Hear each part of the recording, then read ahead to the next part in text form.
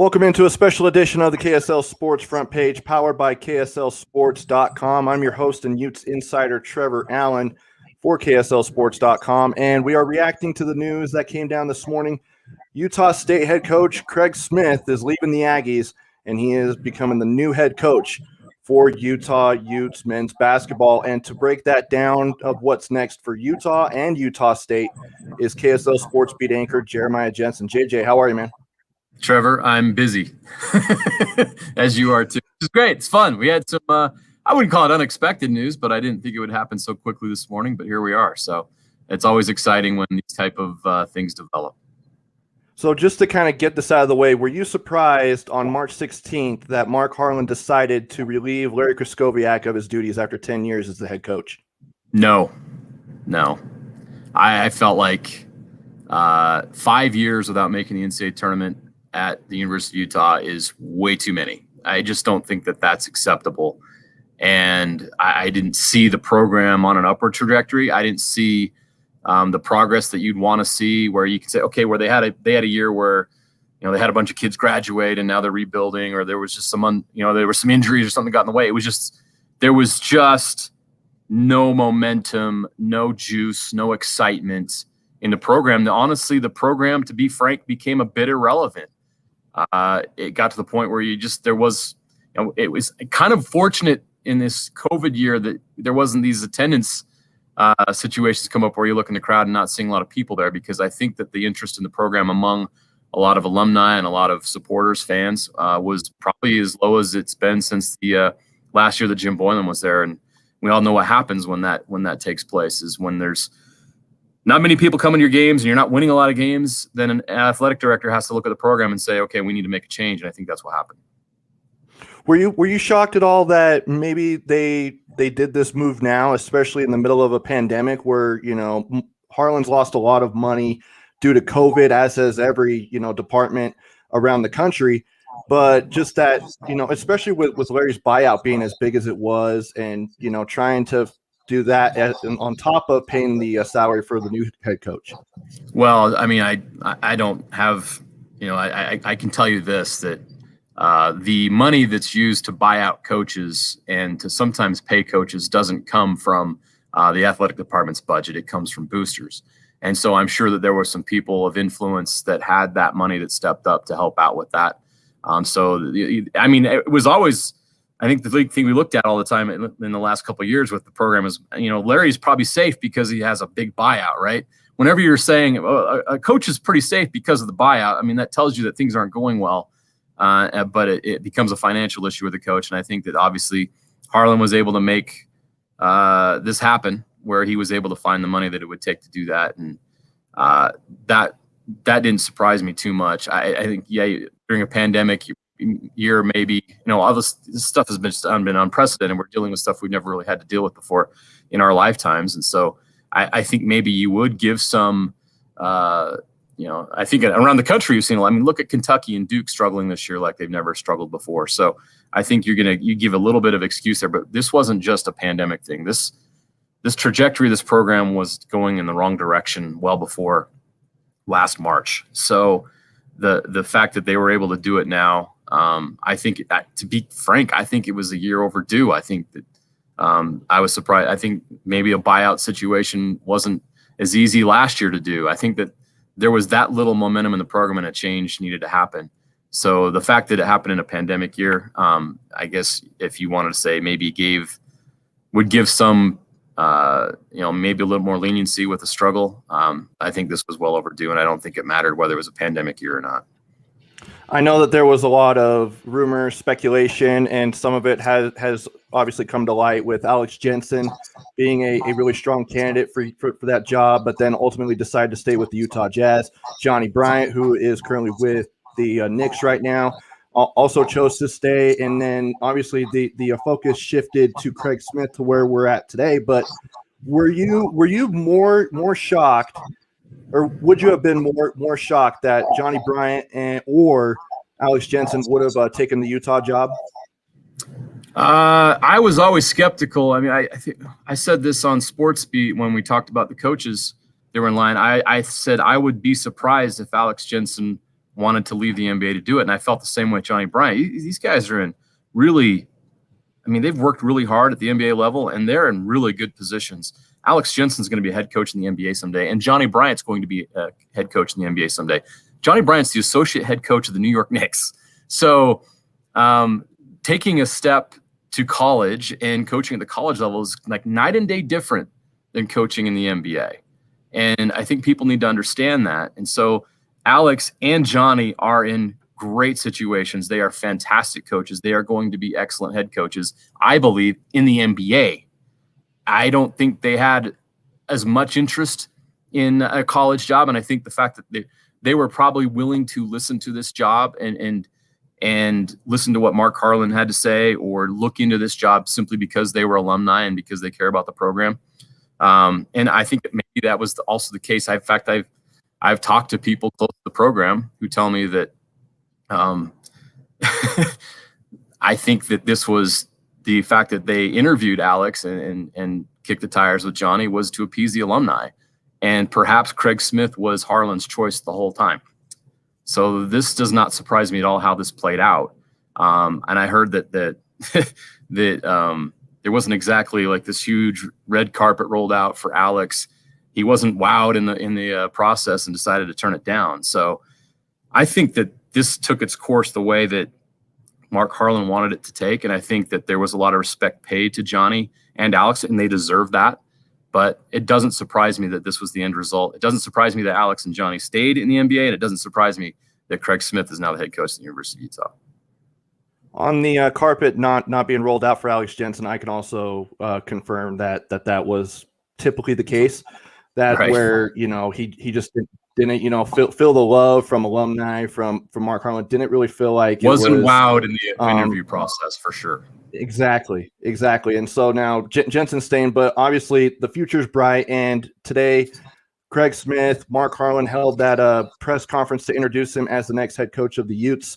Obviously, the number one goal for coaches is to always win the press conference and then start the work after that. Craig Smith and JJ, we've actually been covering him, you more than me, over the last 3 years, and his energy is always consistent every single time he talks to the media, and you also see it out on the floor, and it obviously translated to what he's bringing to Utah.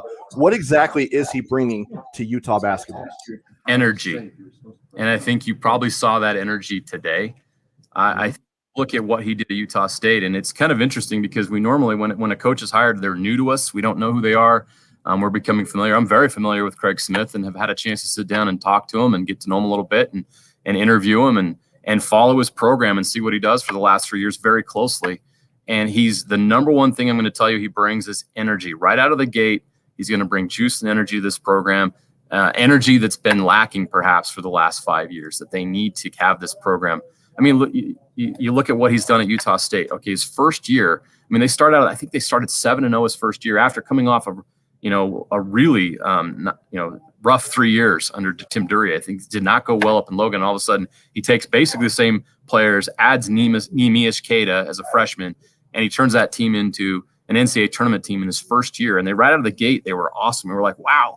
And immediately he had an impact on that team. And I talked to Sam Merrill halfway through that season, and he talked about that, the energy and the juice that he brought to that program, and it was instant. And when he gets in a room with these kids, it's just he's so gregarious and witty and fun, I guess you could say. And that really rubs off on the guys. Look, he's a coach. He's going to get after guys. He's going to challenge them. But I think that his personality is a really good fit for the players of this generation. And he really knows how to connect with these players and get the best out of them. And he has an ability to get them to buy into what he's doing, because they're going to be defense, and he's going to ask them to grind and work hard, and he's going to ask a lot of the kids, but they give it to him every single year at Utah State 3 years in a row. That's exactly what he got out of his players. I mean, you could say that he overachieved in his 3 years at Utah State, but what they did was remarkable. And so that energy that he had at Utah State, turning that program around from a team that, again, irrelevant, fans stopped coming to the Spectrum. The place was about empty for games. And then now you see where they're at 3 years later, despite all the challenges that we've seen, the pandemic and what have you. It's pretty impressive what he did. Now, can he do that same thing at Utah? I think he can, and I think that Mark Harlan believes he can, and that's why he zeroed in on him as the guy for this job. And I think that's the one thing that he can bring is that energy and that charisma that that program really needs to get going. This program needs to be inspired. The players, everybody up there, I think the fan base needs to be inspired and believe that there's an energy and a drive in this program to achieve their potential. I think Utah's a sleeping giant. I think they've underachieved the last few years, and I think he can get the most out of this program based on what we saw him do at Utah State. I believe that. There's obviously some questions surrounding obviously guys who went into the portal. Timmy Allen, Riley Batten are two main guys who went into the portal after Larry was fired. Obviously could still come back. I know that Timmy Allen could still come back, and it all depended on who the coach was. And now that we know who it is, but what does this roster and this system of what Utah has with the state of the art facilities, being in the Pac-12, having the Huntsman Center, having that strong history, what does adding Craig Smith do to that, especially over the next maybe 2 years under Craig Smith? Well, it's a good question, because this is the next challenge for Craig Smith. Is he's been successful at South Dakota. He was successful. He almost won an NAIA national championship, and he did it at Utah State, which you consider a mid-major in the Mountain West Conference.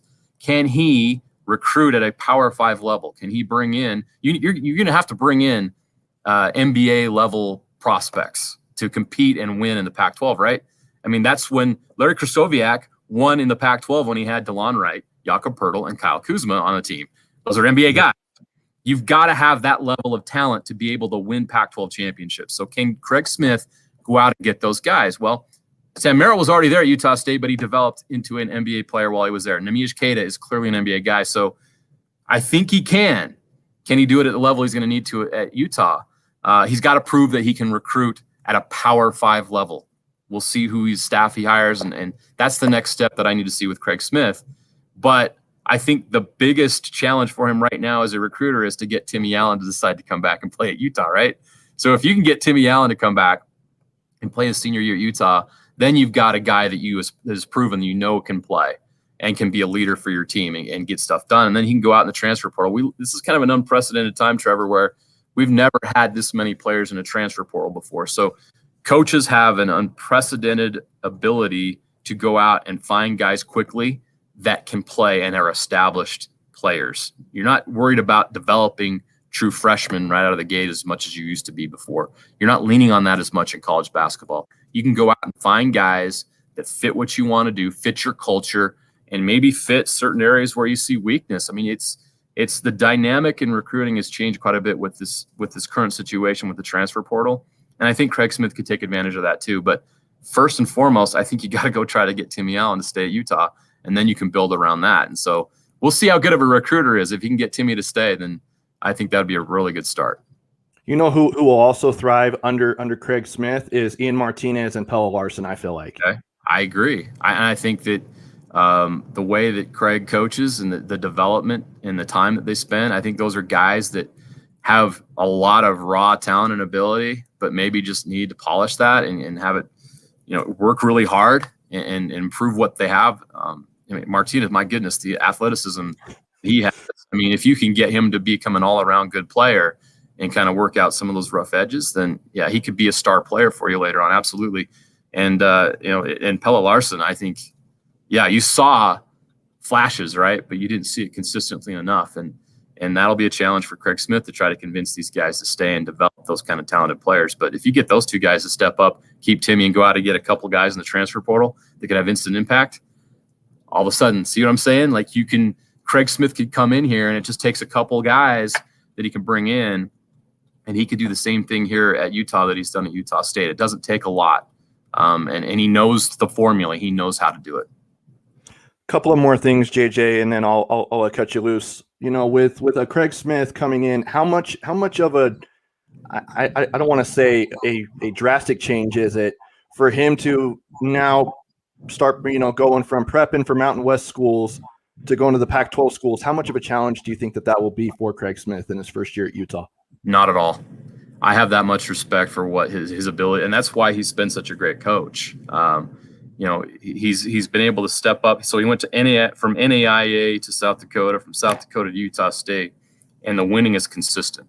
So when a coach like that is winning consistently at different places, that tells you something. That tells you that he's great at the X's and O's. It's great. He's great with coming in and working with new kids and developing that talent. He's a proven winner. So I don't think that all of a sudden coaching at Pac-12 level is going to be any different than what he's been doing at Utah State.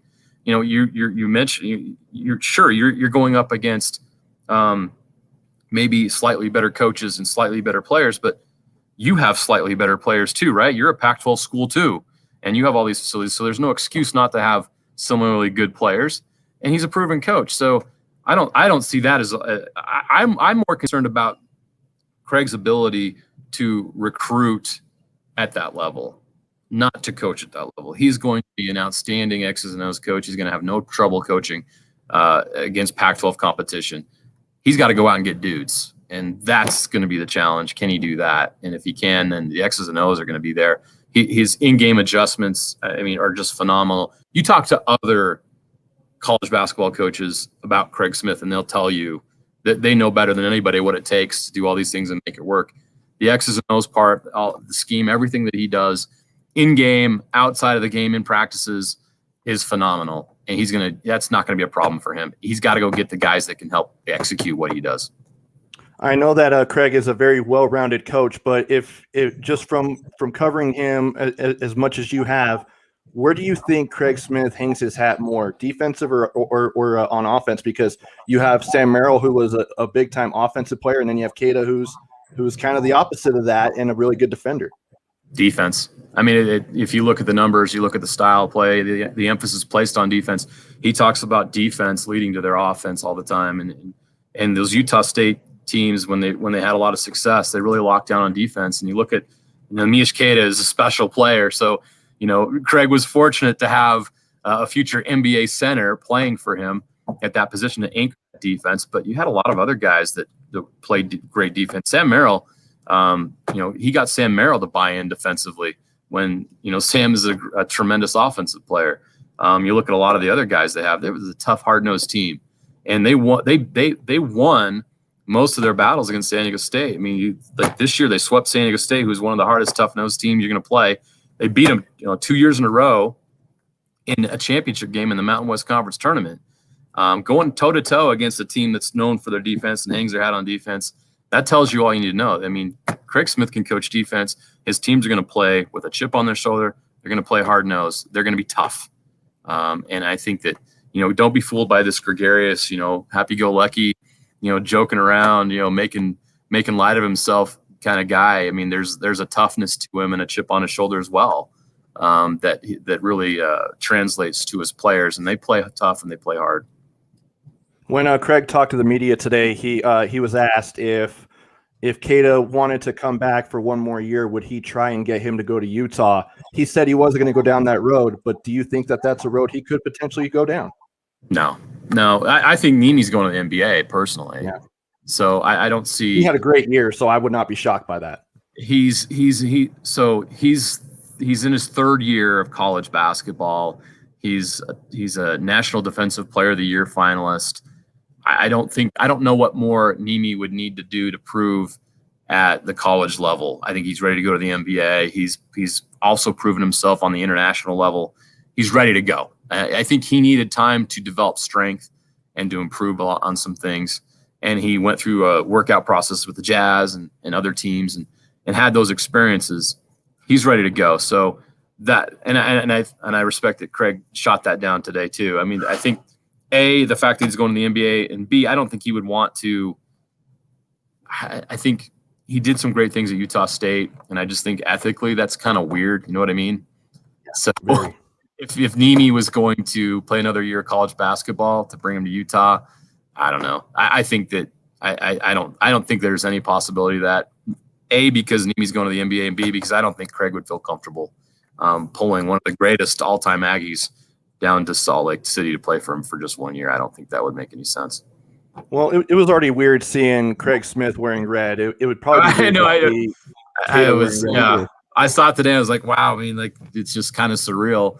how quickly the minute like the Zoom page popped up and there's Harlan Yeah. and Craig, and Craig's all decked out in Ute stuff, I'm like, wow, this Yeah. I had to do a double take because it was just strange.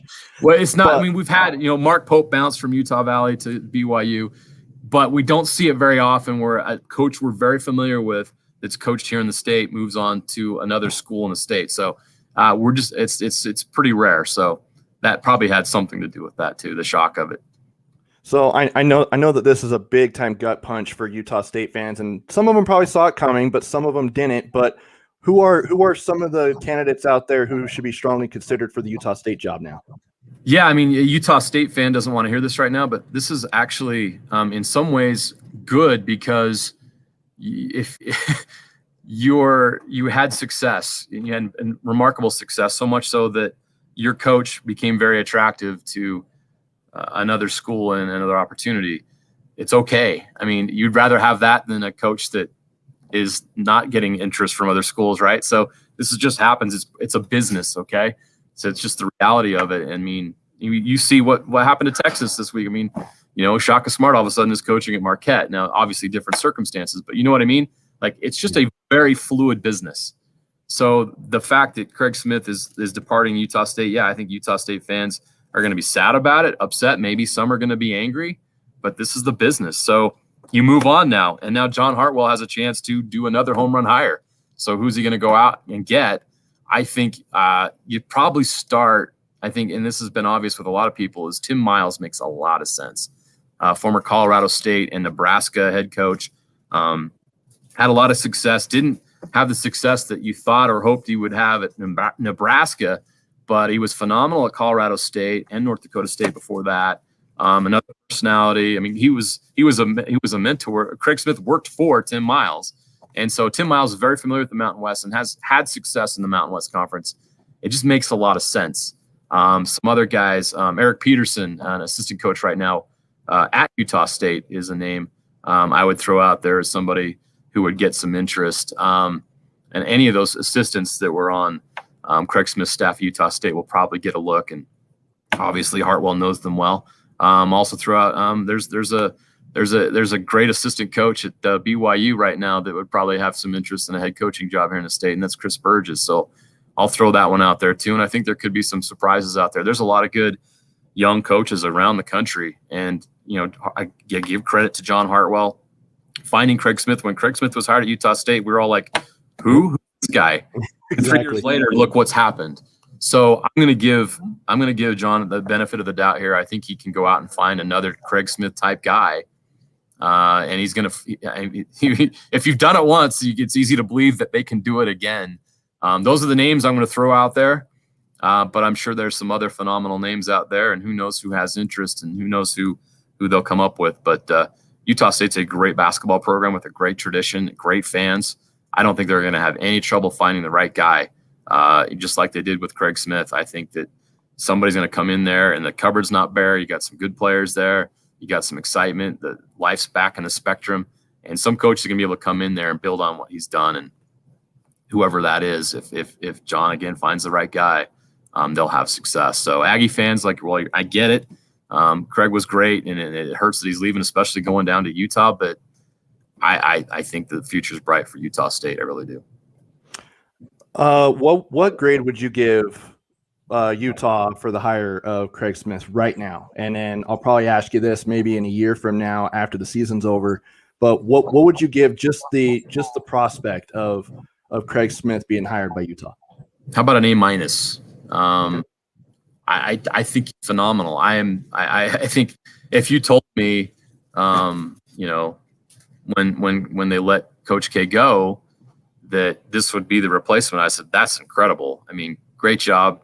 I know there's a lot of things that have transpired between now and then. I know a lot of Utah fans are probably frustrated with Mark because of the way this transpired, which I don't get. I think that's an odd narrative. Knowing what I know about how things have gone down now, I feel like it's not like Craig Smith was the choice. You know what I mean? I think he was. I think he might have been Harlan's top choice from the get-go. So I think I give him an A-. I think they've hired a phenomenal head coach, and he checks off all the boxes. I think I mean, how many guys out there do you hire that have been to the NCAA tournament 3 straight years in a row? You're getting a coach that's a winner. That's the whole point, right? And I think he's a fit, and there's a comfort. He's been in Utah for 3 years now, so it's not like there's like this big adjustment for him that way. So there's just a lot of things to like about this hire. I think it's a great fit, and I think he's going to bring the energy and the juice that this program desperately needs.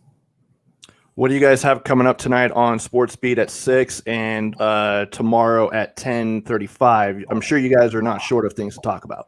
No, we're not short of things. Obviously, we're going to go way in depth on this. Craig Smith, and you'll hear a lot of sound bites from the press conference. We've referenced some of them here, but we'll talk a lot about that. And Utah fans can become more familiar with him. We'll go over his coaching resume, what he's accomplished at Utah State, what he could accomplish at the University of Utah. Also, if you're a Utah State fan and you're watching this, I threw out some names. We'll have a list of possible candidates and to look ahead to the future of that program as well. So a lot more of other things. I'm sure that nobody on this feed right now wants to hear about the BYU Pro Day. We'll also have stuff on for BYU fans. So I don't think there's a lot of BYU fans watching this right now, but that's some of the stuff we'll have today.